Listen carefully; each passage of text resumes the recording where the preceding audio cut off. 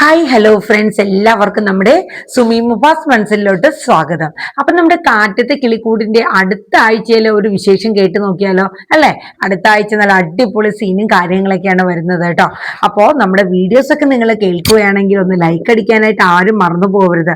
ഒപ്പം തന്നെ നമ്മുടെ സ്റ്റാർ ബട്ടൺ ഹൈപ്പും കൂടെ ഒന്ന് ചെയ്യുക. പിന്നെ നമ്മുടെ ചാനൽ ആദ്യമായിട്ടാണ് വരുന്നതെങ്കിൽ നമ്മുടെ ചാനൽ ഒന്ന് സബ്സ്ക്രൈബ് ചെയ്തും കൂടെ വെക്കുക. സബ്സ്ക്രൈബ് ചെയ്താൽ മാത്രം പോരാ, ആ ബെൽ ബട്ടൺ ഓൾ എന്നൊരു ഓപ്ഷനും കൂടെ ഇനേബിൾ ചെയ്യുക. അപ്പൊ മാത്രമേ നമ്മൾ ഇടുന്ന ഷോർട്സും അതുപോലെ സീരിയൽ പ്രൊമോ ലൈവ് ഇതൊക്കെ നോട്ടിഫിക്കേഷൻ ഒക്കെ നിങ്ങളുടെ കയ്യിൽ എത്തുള്ളൂ.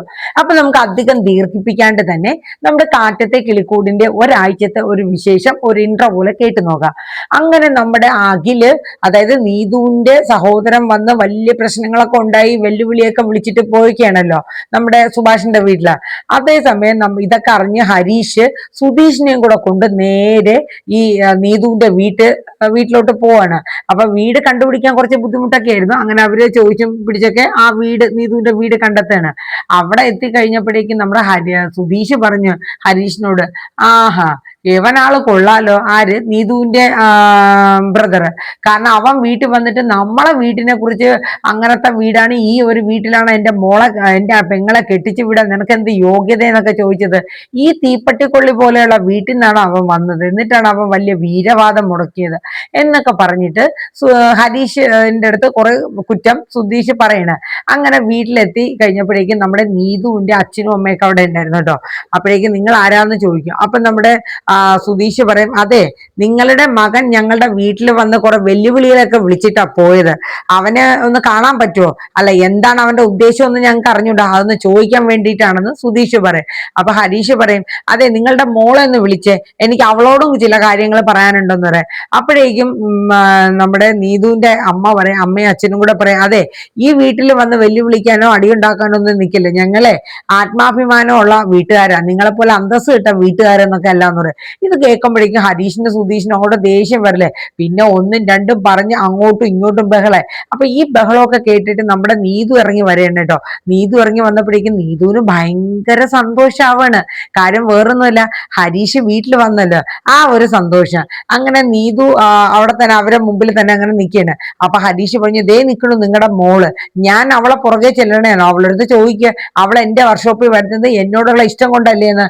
ഞങ്ങൾ തമ്മിൽ ഇഷ്ടത്തിലാണ്, അല്ലാന്ന് അവള് പറയട്ടെ എന്ന് ഹരീഷ് പറയാം. അപ്പോഴേക്കും നീതു പറയാൻ, എനിക്ക് ഹരീഷ് ചേട്ടന് ഒരുപാട് ഒരുപാട് ഇഷ്ടമാണെന്ന് പറയും.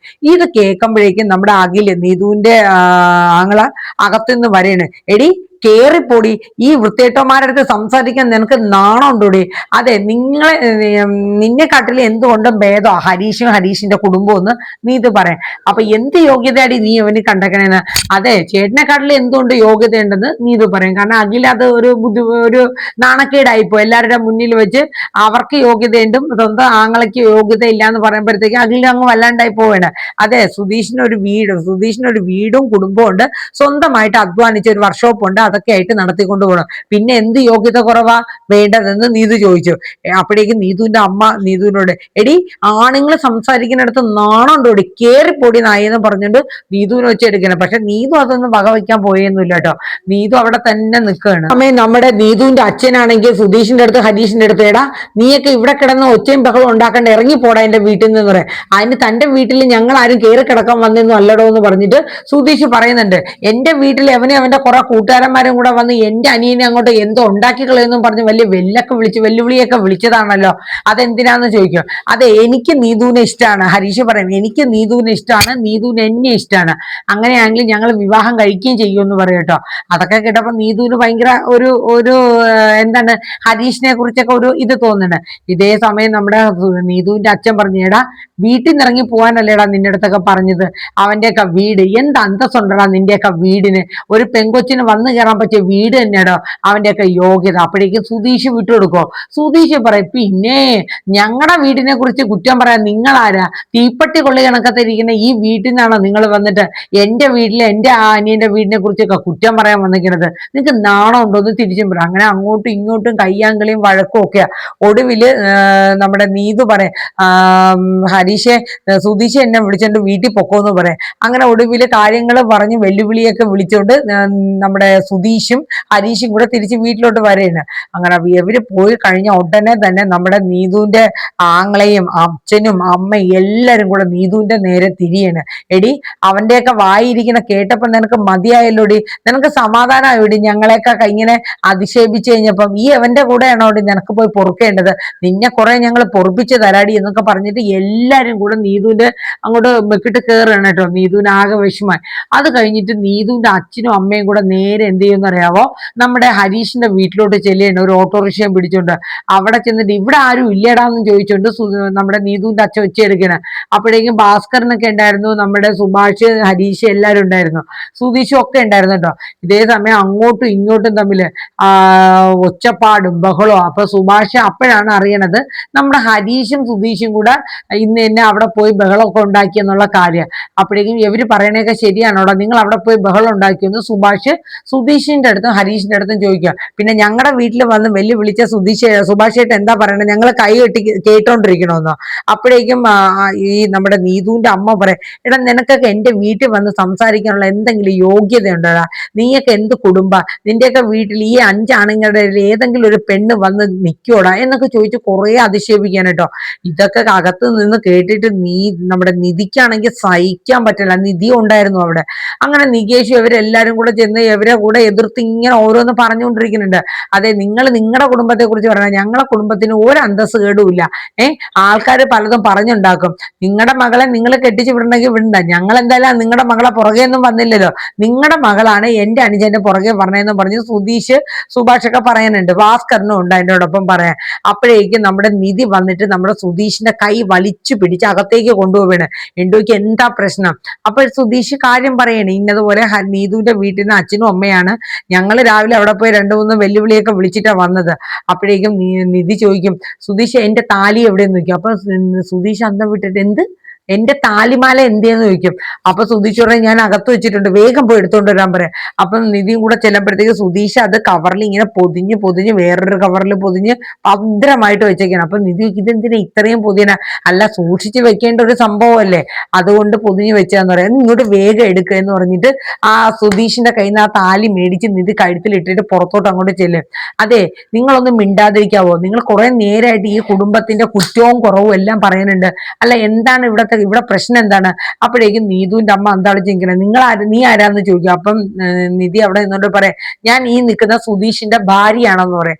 ഞാൻ ഈ വീട്ടിൽ വന്നിട്ട് 4-5 മാസത്തോളം ആയിട്ടുണ്ട്. ഈ 5 ആണുങ്ങളുടെ നടുവിൽ തന്നെ ഞാനും നിൽക്കുന്നത്. ഈ വീട്ടുകാരെ കുറിച്ച് ഓരോരുത്തർ പറയണ ഓരോ ഇതും കേട്ട് നിങ്ങൾ വിശ്വസിക്കരുത്. കാരണം ഈ വീട്ടിൽ ഇത്രയും നാൾ ഞാൻ താമസിച്ചതല്ലേ, എന്റെ വീട്ടിൽ എനിക്കുണ്ടായിരുന്നേക്കാട്ടിലും കൂടുതൽ സ്നേഹവും കെയറിങ്ങും ഒക്കെ എനിക്ക് ഈ വീട്ടിൽ കിട്ടുന്നുണ്ട്. പിന്നെ നിങ്ങൾ എന്ത് കണ്ടിട്ടാണ് നിങ്ങൾ ഈ കൈ കൊട്ടി ഇങ്ങനെ അധിക്ഷേപിക്കണ ഒരു കുടുംബത്തിന്? എന്തെങ്കിലും സത്യാവസ്ഥ മനസ്സിലാക്കിയിട്ടാണോ? പിന്നെ സത്യാവസ്ഥ മനസ്സിലാക്കാൻ നടക്കണു ഞങ്ങള് എന്നൊക്കെ പറഞ്ഞ് നിധിയുടെ അച്ഛനും അമ്മയും അങ്ങോട്ട് വീണ്ടും തട്ടി കയറിക്കണ. നിധിയും വിട്ടുകൊടുത്തില്ല. നിധി അതിനൊപ്പം തന്നെ പറഞ്ഞിട്ടുണ്ട്, അതെ നിങ്ങളുടെ മോളെ നിങ്ങൾ കെട്ടിക്കാതിരിക്കുക എന്തോന്ന് വെച്ചാൽ ചെയ്തോ, പക്ഷെ ഞങ്ങളുടെ കുടുംബത്തിൽ കയറി അനാവശ്യവും ഇല്ലാത്ത കാര്യങ്ങളൊന്നും പറയേണ്ട കാര്യം നിങ്ങൾക്കില്ല എന്ന് പറയാം. അങ്ങനെ നിധി അവരെ വാ അടപ്പിക്കുകയാണ്. അവസാനം നമ്മുടെ നീതുവിന്റെ അച്ഛനും അമ്മയും നാണം കിട്ടി അവിടെ നിന്ന് പോവേണ്ട ഒരു അവസ്ഥ വന്നു കേട്ടോ. അപ്പൊ ഈ സമയം സുധീഷ് ഇങ്ങനെ അന്തം വിട്ട് നിൽക്കുകയാണ്. നിധിയുടെ ഈ പെർഫോമൻസ് എല്ലാം കണ്ടിട്ട് എല്ലാരും അതിശയിച്ച് നിൽക്കുകയാണ്. അങ്ങനെ അകത്തേക്ക് കയറി പോയിട്ട് നമ്മുടെ നിധി എന്ത് ചെയ്തു, ആ താലിമാല ഊരി സുധീഷിന്റെ കൈ കൊടുക്കുകയാണ്. പക്ഷെ ഊരി തരണ്ടാന്നൊക്കെ സുധീഷ് പറഞ്ഞു, എങ്കിലും സുധീഷിന് വലിയ സന്തോഷമായി. കാരണം ആ താലി മേടിച്ചിട്ട് അവരെ മുമ്പിൽ ചെന്ന് നെളിഞ്ഞ് നിന്ന് പറഞ്ഞില്ലേ, ഞാൻ സുധീഷിന്റെ ഭാര്യയാണ് എന്നുള്ള സത്യം. അത് എന്നെ സുധീഷിന് വലിയ സന്തോഷമായി. സുധീഷ് തുള്ളിച്ചാടാനായിട്ടൊക്കെ നോക്കിട്ടോ, അത്രയ്ക്ക് സന്തോഷമായി. എന്നിട്ട് നിധി അകത്ത് പോയി. അപ്പോഴേക്കും നമ്മുടെ ഹരീഷ് പറഞ്ഞു, എന്തായാലും നിധിയേട്ടത്തി സമ്മതിച്ചിരിക്കുന്നു കേട്ടോ, നല്ല അടിപൊളി പെർഫോമൻസ് ആയിരുന്നു എന്ന് പറഞ്ഞു. അപ്പൊ നിധി ഒന്നും മിണ്ടാണ്ട് ചിരിച്ചുകൊണ്ടങ്ങ് അകത്ത് കയറി പോട്ടോ. അത് കഴിഞ്ഞിട്ട് നമ്മുടെ സുധീഷിന്റെ ആ ഒരു സന്തോഷം ഇങ്ങനെ മനസ്സിൽ കിടക്കണം. എന്നിട്ട് നികേഷിന്റെ അടുത്ത് എന്നിട്ട് പറയാം, എടാ നീ പോയി നിധിയുടെ അടുത്ത് പറയാം, നമുക്ക് എല്ലാവർക്കും കൂടെ ഇന്ന് സൺഡേ അല്ലേ, നമുക്കൊന്ന് പുറത്തു പോയിട്ട് വന്നാലോ എന്ന്. അപ്പോഴേക്കും നികേഷ് പറയും, നിധിയേട്ടത്തി വരുമോ, നീ ഒന്ന് ചെന്ന് പറഞ്ഞാൽ മതി. അങ്ങനെ നിധിയുടെ അടുത്ത് ചെന്ന് പറയുമ്പോ നിധി ആദ്യം ഒന്നും കൂട്ടാക്കില്ല, പക്ഷെ പിന്നീട് നിധി സമ്മതിക്കും കേട്ടോ. കേട്ടോ, നമുക്ക് പോവാന്ന് പറയാം. അപ്പൊ ഹരീഷ് പറയാം, അതെ എന്നെ ഒന്ന് ഒഴിവാക്കിയല്ലേ, എനിക്ക് ഇന്ന് 4 വണ്ടി വർക്ക്ഷോപ്പിൽ കിടക്കാം, ഇന്ന് എന്തായാലും പണി തീർത്ത് കൊടുക്കേണ്ട വണ്ടിയാണെന്ന് പറയാം. എന്നാ നീ പോയി പണിതോ, ഞങ്ങൾ എന്തായാലും പോവാന്ന് പറയാം. അപ്പോഴാണ് നമ്മുടെ നിധി ആലോചിക്കുന്നത് ഭാസ്കറിനെയും കൂടെ കൊണ്ടുപോകാം. കാരണം ഇന്ന് വരെ ഇവരാരും ഒരു കാര്യത്തിലും അച്ഛനെ ഉൾപ്പെടുത്താറില്ല, അതുകൊണ്ട് എന്തായാലും അച്ഛനെയും കൂടെ കൊണ്ടുപോകണം എന്നുള്ള കാര്യം നിധി തീരുമാനിച്ചു. അപ്പൊ സുഭാഷും സുധീഷും നികേഷും പറഞ്ഞു, അതിന്റെ ആവശ്യം ഉണ്ടോ നിധിയേട്ടത്തെയും ചോദിക്കുക, അച്ഛനും കൂടെ വരട്ടെ, എല്ലാത്തിനും അച്ഛനെ മാത്രം അവോയ്ഡ് ചെയ്യണം ശരിയല്ല. അങ്ങനെ നിധി ചെന്ന് പറഞ്ഞു, അച്ഛൻ ഞങ്ങൾ ഇങ്ങനെ പുറത്തു പോകുന്നുണ്ട്, അച്ഛൻ വരുന്നുണ്ടോ എന്ന് ചോദിക്കും. എനിക്ക് സമ്മതക്കുറവൊന്നുമില്ല, ഇനിയിപ്പോ അവന്മാർക്ക് ഇഷ്ടപ്പെടുവോ അതൊന്നും അച്ഛൻ നോക്കണ്ട, അച്ഛൻ വരുന്നുണ്ടോ, ഞാൻ എപ്പോഴേ റെഡി. അങ്ങനെ വേഗം പോയി ഭാസ്കരനും ഡ്രസ്സൊക്കെ ചേഞ്ച് ചെയ്ത് എല്ലാവരും പോകാനായിട്ട് റെഡി ആവേണം. അങ്ങനെ അവരൊരു ബീച്ചിലാണ് പോണത്. അങ്ങനെ ബീച്ചിൽ ചെന്ന് നമ്മുടെ സുഭാഷും ഭാസ്കരനും ഒക്കെ മാറി നിൽക്കുക. ആ സമയം നമ്മുടെ നികേഷും സുധീഷും നിധിയും കൂടെ ആ കടലില് ചെന്നിറങ്ങിയാണ്, വെള്ളത്തിലൊക്കെ ഇറങ്ങിയാണ്. അപ്പോഴേക്കും നമ്മുടെ സുധീഷ് പതുക്കെ നിധീനെ നമുക്ക് ആ സൈഡിൽ പോവാം, അവിടെ വലിയ തിരമാല വരൂല എന്ന് പറഞ്ഞ് നിധീനെ അങ്ങോട്ട് കൊണ്ടുപോകുന്നുണ്ട് കേട്ടോ. അപ്പൊ അത് സുഭാഷ് നികേഷൊക്കെ ശ്രദ്ധിക്കുന്നുണ്ട്. ഈ സമയത്ത് നിധിയും സുധീഷും കൂടെ അവിടെ ഒരു സൈഡിൽ പോയിരുന്ന് കുറെ കാര്യങ്ങളൊക്കെ ഇങ്ങനെ സംസാരിച്ചുകൊണ്ടിരിക്കുകയാണ്, എന്തോ കഥയൊക്കെ പറയുന്നുണ്ട് സുധീഷ്. അങ്ങനെ നിധി അത് ശ്രദ്ധിച്ച് കേട്ടോണ്ടിരിക്കുകയാണ്. ഈ സമയത്താണ് നമ്മുടെ ഭാസ്കരൻ അവരുടെ അടുത്തോട്ട് ചെല്ലണത്. ആരുടെ അടുത്ത്? നമ്മുടെ നിധിയുടെ അടുത്തും സുധീഷിന്റെ അടുത്ത്. അങ്ങനെ ഭാസ്കരൻ ചെന്ന് കഴിഞ്ഞിട്ട് പറയാം, മോളെ ഇതൊന്നും അല്ലടി മോളെ തിരമാലയും കടലൊന്നും, നമ്മളെ വേറൊരു കടലിന്റെ പേര് വെച്ചിട്ട് അവിടെ പോണോ, അവിടെ ഭയങ്കര രസമാണ് എന്നൊക്കെ പറഞ്ഞിട്ട് ഭാസ്കരൻ നിധിയുടെ അടുത്ത് കുറെ കാര്യങ്ങളൊക്കെ ഇങ്ങനെ അടിക്കണം. അപ്പോഴേക്കും നമ്മുടെ സുധീഷിനാണെങ്കിൽ വല്ലാത്തൊരു ദേഷ്യം. ഹോ, ഈ അച്ഛൻ എന്ത് മനുഷ്യനാ, ഒരിച്ചിരി നേരമെങ്കിലും ഒന്ന് സംസാരിച്ച് സ്വർഗത്തിലെ കട്ടുറുമ്പാവാനായിട്ട് വന്നതാണോ ഈ മനുഷ്യൻ, കേറി വന്ന് ഇന്ന് പ്രസംഗിക്കണുണ്ടില്ലേ എന്നൊക്കെ ഇങ്ങനെ നമ്മുടെ സുധീഷ് മനസ്സിൽ കിടന്ന് ഇങ്ങനെ പിന്നാട്ടിക്കൊണ്ടിരിക്കുകയായിരുന്നു കേട്ടോ. ഇതൊക്കെ നമ്മുടെ നികേഷും സുഭാഷും കൂടെ ശ്രദ്ധിക്കുന്നുണ്ടായിരുന്നു. എന്നിട്ട് അവര് സുഭാഷ് പറയടാ നികേഷേ, നീ പോയിട്ട് അച്ഛനെ ഇങ്ങനെ വിളിച്ചോണ്ട് വരാൻ പറയാം. അപ്പൊ നികേഷ് പറയും, ചേട്ടൻ പൊക്കോ, എനിക്കെങ്ങും പറ്റില്ല, സുഭാഷ് ചേട്ടൻ ചെല്ലെന്ന് പറയാം. അങ്ങനെ സുഭാഷ് എന്ന് നമ്മുടെ ഭാസ്കറിന്റെ കൈ പിടിച്ച് ഇങ്ങനെ കൊണ്ടുവന്നിട്ട് പറയാം, അതെ അച്ഛൻ അവരിച്ചിരി നേരം ഒന്ന് സംസാരിച്ചൊക്കെ ഇരിക്കട്ടെ, അച്ഛൻ അതിന്റെ ഇടയിൽ കയറി വളവളാന്ന് സംസാരിക്കാൻ പോണ്ടെന്ന് പറയാം. ഓ പിന്നെ വീട്ടിലിരിക്കുമ്പോ സംസാരിക്കാതെ ഇനി കടലിന്റെ തിരമാല എണ്ണി കൊണ്ട് സംസാരിക്കാൻ പോണത് എന്നിങ്ങനെ ഭാസ്കരൻ പറയാം. എന്നിട്ട് ഭാസ്കരൻ കുറച്ചു നേരം അങ്ങോട്ട് നേരെ നടന്നു പോകും. അപ്പോഴേക്കും നമ്മുടെ സുധീഷും നമ്മുടെ നിധിയും വീണ്ടും സംസാരം തുടങ്ങിയാണ്. സുധീഷിന് വലിയ സന്തോഷമൊക്കെ ആയി. അപ്പൊ ആ സന്തോഷമൊക്കെ നമ്മുടെ സുഭാഷ് ശ്രദ്ധിക്കുന്നുണ്ട്, അവനൊരു അവസരം കിട്ടുന്നല്ലേ, അവര് സംസാരിക്കട്ടെ, സന്തോഷമേ ഉള്ളൂ എന്നുള്ള രീതിയിൽ ഇരിക്കായിരുന്നു. അപ്പോഴാണ് നമ്മുടെ ഭാസ്കറിന് ഒന്ന് രണ്ട് പോലീസുകാർ ഇങ്ങനെ കയ്യെ പിടിച്ചോണ്ട് വരേണ്. അപ്പോഴേക്കും സുഭാഷ് ചാടി എണീറ്റു, അച്ഛൻ എന്തു പറ്റിയെന്ന് ഇങ്ങനെ ചോദിച്ചോണ്ട് ചെല്ലേണ്. അപ്പോഴേക്കും ആ പോലീസുകാരൻ പറഞ്ഞു, ഇത് നിങ്ങളുടെ മകനാണോ എന്ന് ചോദിച്ചു. അതെ എന്റെ മകനാണ്. അപ്പൊ സുഭാഷ് പറയും, എന്താ സാർ എന്താ കുഴപ്പം? അതെ ഇത്രയും ഒരു പബ്ലിക് പ്ലേസിൽ ഇരുന്ന് ഇയാൾ മദ്യപിച്ചിരിക്കുന്നു എന്ന് പറഞ്ഞു. അപ്പൊ നിധി നോക്കിയപ്പം ഭാസ്കറിനെ 2 പോലീസുകാർ പിടിച്ചോണ്ട് വരിക. നിധിക്ക് മനസ്സിലായി എന്തോ വശപശക്ക് അവിടെ ഉണ്ടെന്നുള്ളത്. അങ്ങനെ സുധീഷിനെ വിളിച്ചോണ്ട് നിധി ഓടി വരെയാണ്. അപ്പോഴേക്കും സുഭാഷ് പറഞ്ഞു, സാറേ അച്ഛൻ അറിയാണ്ട്, എന്തറിയാണ്ട്, ഇത്രയും ഫാമിലി ആയിട്ട് നിങ്ങൾ ഇത്രയും പേര് വന്നിട്ട് ഇയാൾ കാണിച്ചത് വെറും തെണ്ടിത്തരമല്ലേ എന്നൊക്കെ പറഞ്ഞ ആ പോലീസുകാരെ നമ്മുടെ ഭാസ്കറിനെ കുറെ കുറ്റപ്പെടുത്തുകയാണ്. ഇത് തന്റെ അവസാനത്തെ വാണിങ്ങാ, ഇനി മേലിൽ ഇതുപോലെ എന്തെങ്കിലും എവിടെയെങ്കിലും കാണിച്ചു എന്ന് അറിഞ്ഞാണ്ടല്ലോ പബ്ലിക് പ്ലേസിൽ ഇരുന്ന് ഒരു കുടുംബമായിട്ടൊക്കെ വന്നത്, എന്നിട്ട് അതിന്റെ മാനേഴ്സ് പോലും ഇല്ലാന്നും പറഞ്ഞ് ഭാസ്കരനെ കുറ്റപ്പെടുത്തി. അപ്പൊ ഭാസ്കരൻ പറഞ്ഞു, പിന്നെ ഒരിച്ചിരി മദ്യപിച്ചാണോ ഇത്രയും തലപോണ കേസ് എന്നിങ്ങനെ പതിയെ കുനൂരു എന്ന് പറയുന്നുണ്ട്. എടാ നീ എന്താ ഈ പറയണേ? അപ്പൊ സാറേ ഒന്ന് മാപ്പാക്കണമെന്നും പറഞ്ഞ് സുഭാഷൊക്കെ പറഞ്ഞ് ഒടുവിൽ കാര്യങ്ങൾ കോംപ്രമൈസ് ആക്കി അവര് വിട്ടയക്കുകയാണ്. ഇതേ സമയം നമ്മുടെ സുഭാഷും സുധീഷും കൂടെ ഭാസ്കരനായിട്ട് ഒച്ചയെടുക്കണം. അച്ഛൻ്റെ അടുത്ത് എത്ര പറഞ്ഞാലും മനസ്സിലാവില്ല, അച്ഛനൊരു ബോധവും ഇല്ല. ഇതാ നിധി ഞാൻ പറഞ്ഞത്, ഇങ്ങനെ കൂടെ കൊണ്ടുവന്നാലുള്ള കുഴപ്പം ഇതുപോലെയുള്ള ഓരോ കെണിയിൽ ചെന്ന് ചാടും, ഇപ്പൊ നിനക്ക് തൃപ്തിയായെന്ന് ചോദിക്കും. അങ്ങനെ അവരെല്ലാരും കൂടെ പിന്നെ തിരിച്ച് വീട്ടിലോട്ടൊക്കെ വരെയാണ്. അങ്ങനെ വീട്ടിലെത്തിക്കഴിഞ്ഞ് കുറെ നേരം കഴിഞ്ഞ സമയത്ത് നമ്മുടെ ഹരീഷ് വരെയാണ് വർക്ക്ഷോപ്പിൽ നിന്ന്. അങ്ങനെ ഹരീഷ് എത്തിക്കഴിയുമ്പോഴേക്കും നമ്മുടെ സുധീഷും നികേഷും ഈ നടന്ന സംഭവങ്ങളൊക്കെ ഇങ്ങനെ ഉണ്ടായ കാര്യങ്ങളൊക്കെ പറയാം. അപ്പോഴേക്കും ഹരീഷും കുറെ ഒച്ചയെടുക്കുന്നുണ്ട് കേട്ടോ. ഭാസ്കരൻ ഒന്നും മിണ്ടാണ്ട് ഇങ്ങനെ ഒരു സൈഡിൽ തന്നെ ഇരിക്കുകയാണ്. സമയം നമ്മുടെ സുധീഷ് ഇങ്ങനെ ഇരുന്നപ്പോ സുധീഷിന്റെ മൊബൈലിൽ ഒരു കോള് വരെയാണ് കേട്ടോ. അപ്പൊ സുധീഷ് അറിഞ്ഞൂടാത്തൊരു നമ്പറാണ്, അങ്ങനെ കോൾ അറ്റൻഡ് ചെയ്യണത്. അപ്പം വക്കീൽ ഓഫീസിൽ നിന്നാണ് വിളിക്കുന്നത്, നാളെ നിങ്ങളുടെ കേസുണ്ട്, നിങ്ങൾ കോടതിയിൽ വരണമെന്നും പറഞ്ഞാണ് ആ ഫോൺ വന്നത്. അപ്പം സുധീഷ് പെട്ടെന്ന് ഇങ്ങനെ ഞെട്ടേനെ കേട്ടോ.